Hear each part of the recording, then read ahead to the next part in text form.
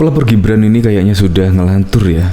Karena semenjak melaporkan Gibran dan Kaisang, yang pertama tidak mempunyai cukup bukti, dan yang kedua menurutnya kasus yang menjerat Gibran dan Kaisang merupakan pola baru korupsi. Nah, ini kemungkinan malah yang kesindir Pemprov DKI. Karena apa? Karena Pemprov DKI berulang kali kelebihan bayar.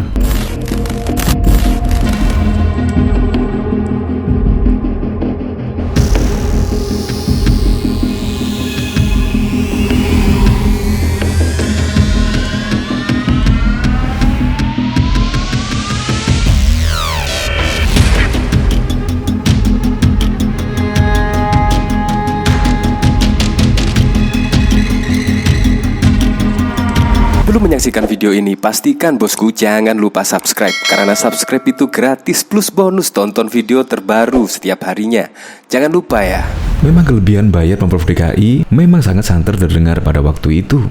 Ya, sebut saja kelebihan bayar pengadaan damkar 6,52 miliar, kelebihan bayar proyek PLTS sekolah 1,12 miliar, kelebihan bayar Transjakarta 415 miliar, kelebihan bayar proyek limbah 1,59 miliar, pengadaan masker, kelebihan bayar. Total kelebihan bayar pada waktu itu ya senilai 437,5 miliar. Nah, sekarang ini pelapor Gibran Rakabuming Raka menyebut jika korupsi yang dilakukan oleh Gibran dan juga Kaisang merupakan pola baru. Nah, ini nyindir siapa? Persepsi saya malah ditujukan ke Pemprov DKI, yaitu yang dipimpin oleh Anies Baswedan, di mana pada waktu itu ada yang menyebut itu adalah korupsi gaya baru, korupsi dengan pola baru, yaitu kelebihan bayar. Saya juga heran dengan pelaporan Gibran dan Kaisang, padahal mereka pengusaha, bukan aparatur sipil negara, tetapi kok ya dilaporkan seperti itu ya. Apa ini ada muatan politisnya? Ya, menurut saya kental banget dengan muatan politisnya. Untuk lebih lengkapnya simak berita berikut ini, Good News Indonesia. Sebut modus baru, pelapor Gibran tak menyangka yang karena justru Anies. Dosen UNJ Ubaidillah Badrun diketahui melaporkan Gibran Rakabuming Raka dan Kaisang Pangarep ke KPK. Gibran dan Kaisang dilaporkan atas dugaan tindak pidana korupsi atau pencucian uang. Dikutip dari terkini.id jaringansuara.com, Ubaidillah mengaku laporan tersebut murni tanpa ada unsur politik. Dia mengaku sebagai ASN yang mengutamakan kepentingan negara. Karena saya bukan politisi, saya aparatur sipil negara, bukan aparatur sipil penguasa, maka kepentingan negara ya diutamakan, ujar Ubaidillah dikutip dari terkini.id pada Senin 17 Januari 2022. Lebih lanjut, Ubaidillah menjelaskan tentang praktik korupsi yang memiliki pola baru. Menurutnya, korupsi bukan saja mengambil uang milik rakyat ataupun APBN. Nah, korupsi itu kan realnya. Itu tidak hanya mengambil uang dari APBN, tapi korupsi juga ada suap, ada gratifikasi, ujarnya. Dugaan korupsi yang dilaporkan juga menyangkut kekayaan dan ekosistem sumber daya alam di Indonesia yang mulai rusak. Kerusakan hutan lebih dari 20.000 hektar itu merusak ekosistem lingkungan. Lingkungan Republik ini rusak. Nafas manusia di wilayah Sumatera juga terganggu, bebernya. Ini sebenarnya kerugian besar bagi negara yang harus diperlakukan secara adil dan diadili secara benar, imbuhnya. Ubaidillah menduga kasus korupsi yang dilakukan Gibran dan Kaisang menggunakan model baru dan tidak seperti biasanya. Saya katakan, korupsi itu bukan hanya mengambil uang APBN ya. Di situ ada suap gratifikasi jelasnya. Dia menduga ada gratifikasi model baru seperti pergeseran saham. Nah, ini ada dugaan gratifikasi model baru nih, penggeseran saham dan sebagainya. Ini nanti KPK yang punya otoritas dalam pola yang baru, tidak seperti yang biasanya ungkapnya.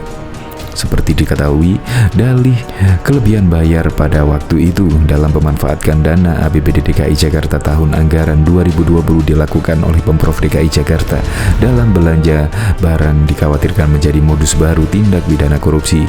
Sebenarnya, modus semacam ini sebelumnya sudah terjadi, lebih dikenal markup, biaya belanja pengadaan barang. Hal ini masuk kategori tindak pidana korupsi dengan modus markup, belanja anggaran uang negara. Sebagai informasi, baru-baru ini Badan Pemeriksa Keuangan BPK kembali menemukan sejumlah pemborosan anggaran berupa pembayaran lebih dilakukan Pemprov DKI Jakarta dalam hal proyek pengadaan alat rapid test serta masker dengan nominal sekitar 7 miliar. Istilah kelebihan bayar menurutku perlu diubah menjadi potensi korupsi lewat modus markup harga barang, ujar Sekretaris Nasional Forum Indonesia untuk Transparansi Anggaran Fitra, Misbah Hasan, di Jakarta pada Jumat 8 Agustus tahun lalu. Solusinya tidak cukup hanya mengembalikan kelebihan dananya, kemudian dianggap selesai tanpa lewat jalur hukum, karena indikasi terjadi korupsi ada. Selanjutnya, kejadian lebih bayar alias overpay oleh Pemprov DKI Jakarta memang bukan hanya saat ini saja terjadi. Berdasarkan pemeriksaan atas laporan keuangan pada 2019, Pemprov DKI Jakarta juga diketahui pernah lebih bayar 6,5 miliar pengadaan mobil pemadam kebakaran. Kemudian hasil pemeriksaan pada tahun 2020, Pemprov DKI Jakarta juga pernah lebih bayar subsidi public service obligation ke PT Transjakarta pada tahun 2018 hingga 2019 sebesar 415 miliar. Kelebihan bayar semacam ini bukan hanya sekali atau dua kali dilakukan Pemprov DKI, karena kasus ini berulang setiap tahun dengan nominal yang luar biasa besar, miliaran rupiah. Saya rasa ada niat jahat di balik kelebihan bayar ini, semacam markup anggaran, jelas Misbah. Ini menandakan ada potensi unsur kesengajaan yang dilakukan Pemprov DKI yang melibatkan vendor. Apalagi kejadian serupa pun sudah berulang kali. Selanjutnya, Wakil Gubernur DKI Jakarta Ahmad Riza Patria mengatakan Pemprov DKI akan memberikan klarifikasi dan penjelasan terkait temukan BPK tentang pemborosan keuangan APBD DKI Jakarta. Kalau ada pemeriksaan temuan oleh BPK, tugas kami Pemprov DKI Jakarta untuk memberikan pelayanan dan klarifikasi dan penjelasan semua itu, ujar Riza dalam streaming video di Jakarta pada Jumat 6 Agustus yang lalu. Hanya saja, lanjut Riza, belum ada keterangan klarifikasi lebih lanjut dari pihak-pihak unit SKPD Pemprov DKI terkait proyek-proyek pengadaan barang dan jasa tersebut.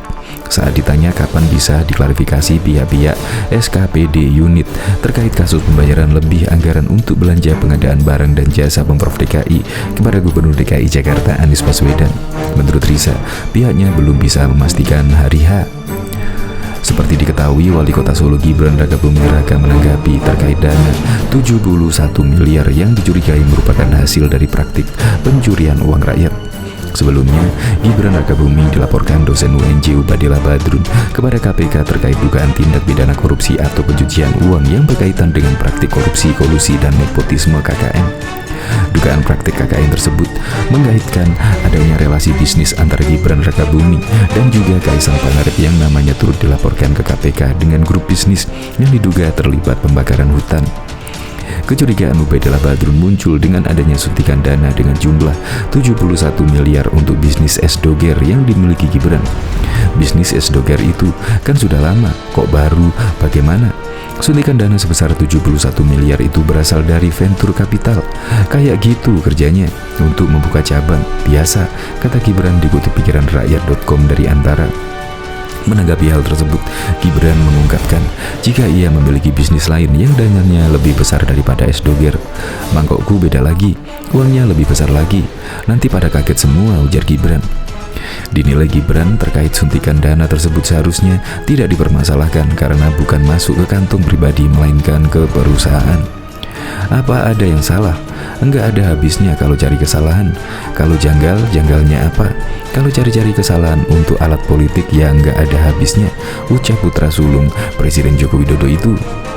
Diketahui dua putra Presiden Joko Widodo, Gibran Rakabuming Raka dan Kaisang Pangarep, dilaporkan ke Komisi Pemberantasan Korupsi pada Senin 10 Januari oleh dosen Universitas Negeri Jakarta UNJ Ubadillah Badrun.